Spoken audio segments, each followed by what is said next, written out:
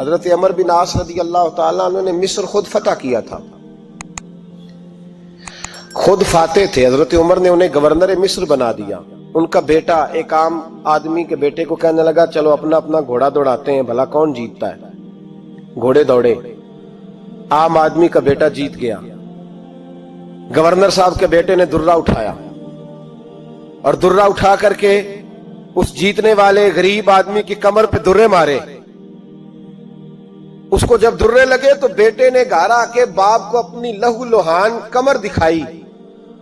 باپ کے دل میں بڑی قدر ہوتی ہے اولاد.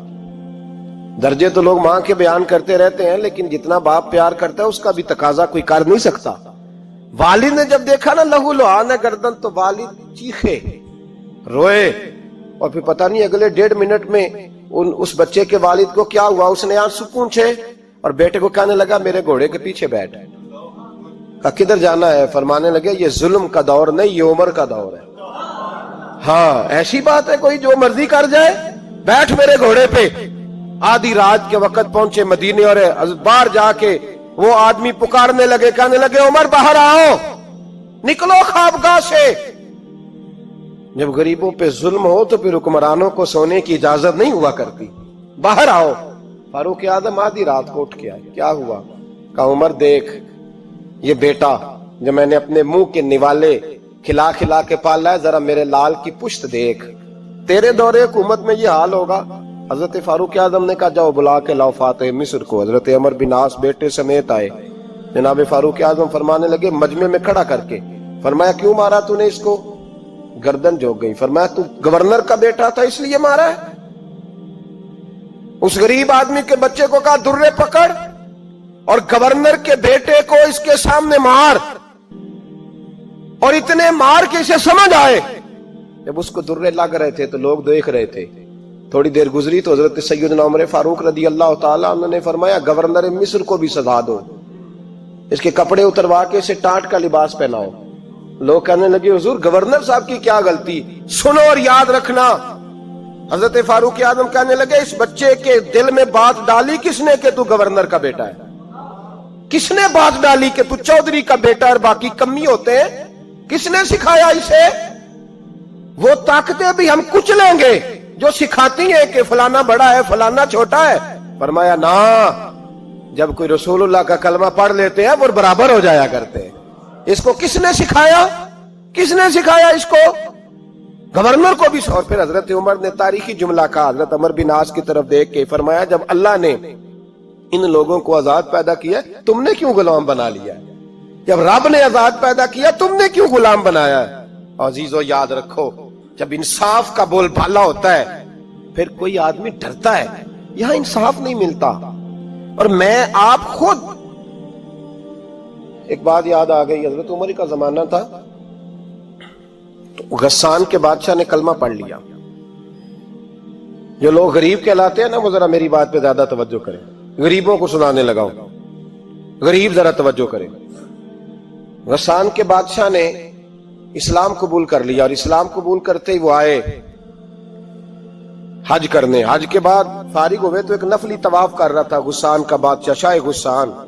آج تو خانہ کعبہ میں بھی وی آئی پی پروٹوکول ملتا ہے، آج تو مسجد نبی میں بھی وی آئی پی پروٹوکول ہوتا ہے. یہاں آ کے بھی، یہاں بھی، اور دیکھتے صحیح تو کھڑا کہاں ہے؟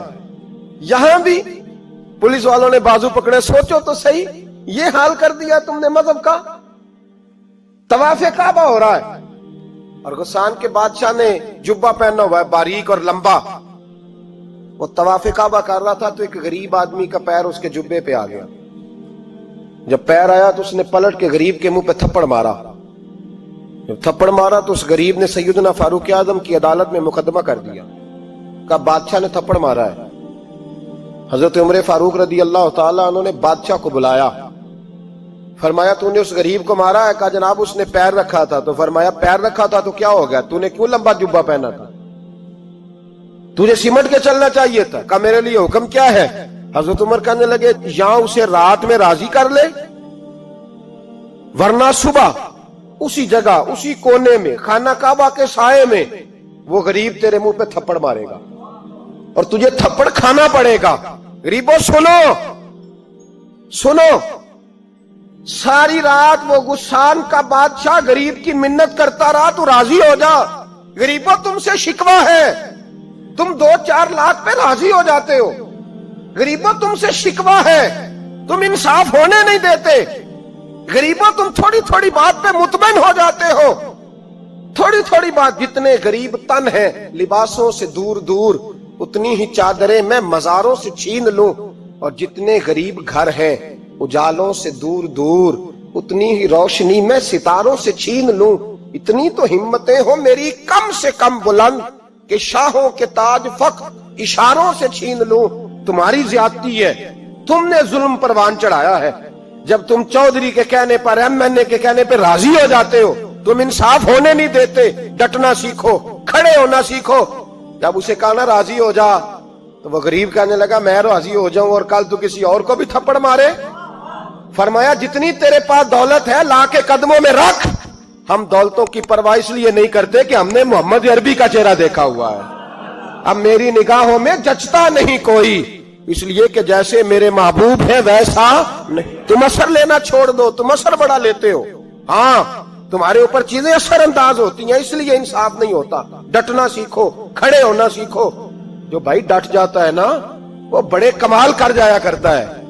सारी रात मनाता रहा। हजरत उमर से कहने लगा वो नहीं मानता, तो जनाब उमर कहने लगे फिर तैयारी कर ले, हम बादशाह नहीं देखेंगे, दौलत नहीं देखेंगे, हम रसूलुल्लाह का दीन देखेंगे, हम नबी पाक का निजाम देखेंगे।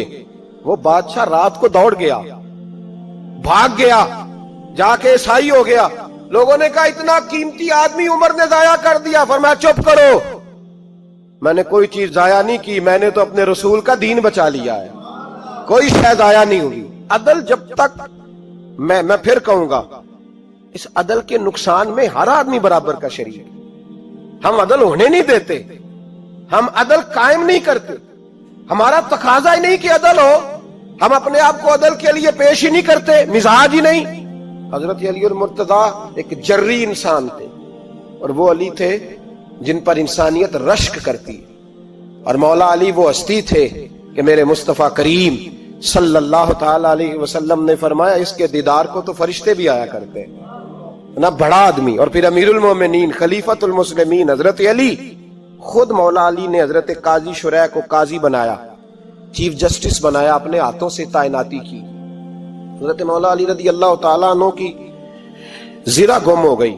काफी देर गुजर गई तो एक यहूदी के पास वो जिरा आपको नजर आई। हजरत अली ने डायरेक्ट उससे छीन नहीं लिया, हालांकि अमीरुल मोमिनीन थे। हमारे यहाँ डंडा भी बड़ा चलता है ना, जो ताकतवर होता है वो तो थाने जाता ही नहीं, उसको जरूरत नहीं, उसने तो बंदे रखे हुए हैं, उसको तो पता है काम कैसे लेना है। लेकिन हजरत अली ने आईनी रास्ता इख्तियार किया, कानूनी रास्ता। काजी साहब की अदालत में मुकदमा किया कि फुला यहूदी के पास मेरी जिरा है और वो चोरी हो गई थी, गिर गई थी, गुम गई थी, मुझे दिलाई जाए। काजी साहब ने बुला लिया यहूदी को, अमीरुल मोमिनीन भी कटहरे में। काजी साहब कहने लगे उससे कि जिरा तेरी है? उसने कहा जी मेरे पास है तो मेरी है। काजी साहब कहने लगे हजरत अली से गवाह आपको देने पड़ेंगे, क्योंकि मुकदमा आपने किया है, अगरचे वो अमीरुल मोमिनीन है। समझ जो है भाइयों की, समझ आ रही है बातों की? गवाह अमीरुल मोमिनीन आपने देने हैं, क्योंकि मुकदमा आपने दायर किया। तो हजरत अली कहने लगे मेरा बेटा हसन गवाही देगा कि मेरी है, और मेरा गुलाम कंबर गवाही देगा। काजी साहब कहने लगे हुजूर इनकी गवाही दुरुस्त तो है, पर मैं नहीं तस्लीम करता, इसलिए कि बेटे तो बाप के हक में बोला ही करते हैं, नौकर तो आकाओं के हक में बोलते ही हैं। जाए कोई गैर जानबदार बंदा लेके आए जो गवाही दे। तो हजरत अली खामोश हो गए, कहने लगे अभी मेरे पास ऐसा कोई गवाह नहीं। काजी साहब कहने लगे चलें फिर आप यहूदी को राजी करें, आपने क्यों बिला वजह घसीटा अदालत में, राजी करें, इंसाफ का तकाजा है।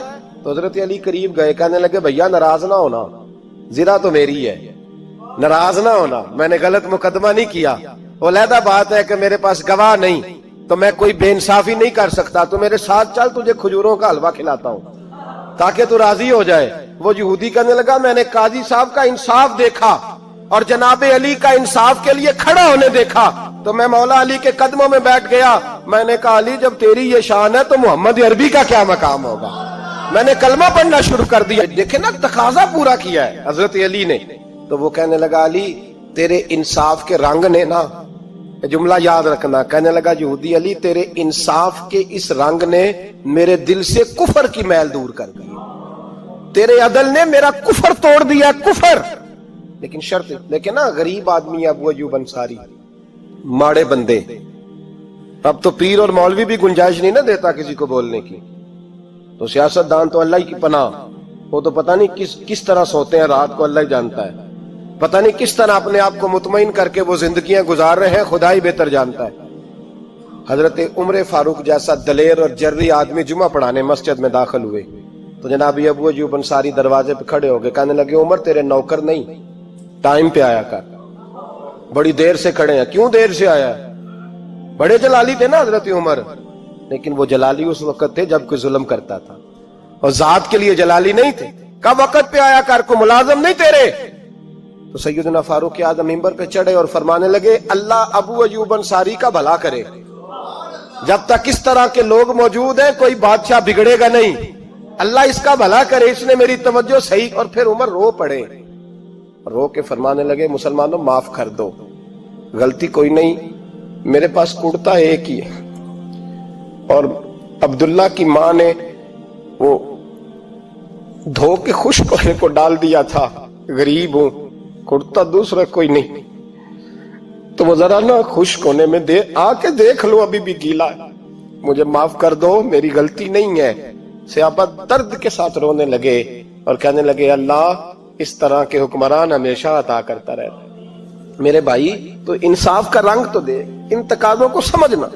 یہاں کسی کی جرت ہے بول سکے, طاقت ہے کسی کی, لیکن انہوں نے اپنے آپ کو پیش کیا, سامنے پیش کیا اپنے آپ لوگوں کے سامنے. دو مال غنیمت کی چادریں بانٹ رہی ہیں, سب کو ایک ایک ملی ہے. فاروق اعظم جمعہ پڑھانے آئے تو اسی چادر کا کرتا, اسی کی تامت. لوگ کھڑے ہو گئے, عمر بتا تو نے دو کیوں لی, یہ انصاف ہے, یہ عدل ہے, کیوں لی دو؟ تو حضرت عمر کہنے لگے میرا بیٹا جواب دے گا. عبداللہ بن عمر بولے, کہنے لگے ابا جی کے کپڑے بڑے پرانے ہو گئے تھے, میں نے اپنے حصے کی بھی اپنے ابا جی کو دے دی ہے. دیکھیں نا یہ انصاف میرے نبی پاک نے کیا ہے, صحابہ نے سیکھا ہے. میں اور آپ تیار نہیں, ہم تیار نہیں انصاف کے لیے, ہمارا مزاج نہیں انصاف کا. ہمیں خود بہت سارا آگے پیش ہو کے رنگ دکھانا پڑے گا, اس کے لیے ہماری تیاری نہیں. اس لیے ہم حکمرانوں کو گالی دے کے چپ کر جاتے ہیں, اس لیے ہم وکیلوں کے کہتے ہیں بکتے بڑھائیں, جج بکتے, یہ باتیں کر کے ہم خاموش ہیں. ہم پیش نہیں کر پا رہے, ابھی تک ہم اپنے آپ کو کھڑا نہیں کر پا رہے کہ ہم سے مطالبہ کرو انصاف کا, کھڑا نہیں. حضرت سیدنا علی المرتضیٰ شیر خدا رضی اللہ تعالیٰ عنہ فرماتے ہیں بدر کے لیے جب جا رہے تھے تو سواری ایک تھی, سوار تین تھے, ایک سواری اور سوار تین. فرماتے ہیں نبی پاک صلی اللہ علیہ وسلم نے فرمایا تین کٹھے نہ بیٹھنا, دو بیٹھے, سواریوں کو تکلیف ہوتی ہے, قربان جاؤں. کیسا رسول دیا ہے جو جانوروں کے حقوق کا بھی خیال فرماتے ہیں صلی اللہ علیہ وسلم. فرمایا دو بیٹھے. حضرت علی کہتے ہیں پہلے میں اور نبی پاک صلی اللہ علیہ وسلم بیٹھے, اور تیسرے ہمارے ساتھ ابو درداء رضی اللہ تعالیٰ عنہ. فرماتے ہیں جا رہے تھے بدر کے لیے, پہلے میں اور حضور بیٹھے, پھر نبی پاک اور ابو درداء بیٹھے. فرماتے ہیں پھر نمبر لگ گیا میرا اور ابو درداء کا, اور مصطفیٰ نے گھوڑے کی لگام تھامی تو حضرت ابو درداء تڑپ اٹھے, کہنے لگے علی نہ طبیعت مانتی ہے, نہ ادب مانتا ہے, نہ عشق مانتا ہے, تو اس طرح کر, میں تو چھوٹا ہوں, آپ کہیے رسول پاک سے, آپ ہر لحاظ سے بڑے ہیں, آپ عرض کیجئے کہ حضور نہ ادب مانتا ہے, نہ عشق مانتا ہے, نہ پیار مانتا ہے, نہ تقاضا ہے, مہربانی کرے آ جائیں. حضرت علی ہاتھ باندھ کے عرض کرنے لگے محبوبہ ٹھیک ہے, باری آپ کی پیدل چلنے کی ہے, پر مہربانی کریں, ادب پیار اور محبت مجبور کر رہی ہے. تو حضور نے فرمایا علی چپ کر, میں عدل نہیں کروں گا تو لوگ عدل سیکھیں گے کیسے؟ اگر میں عدل نہیں کروں گا تو قوم سیکھے گی کیسے؟ مجھے عدل کرنے دے, انصاف کرنے دے.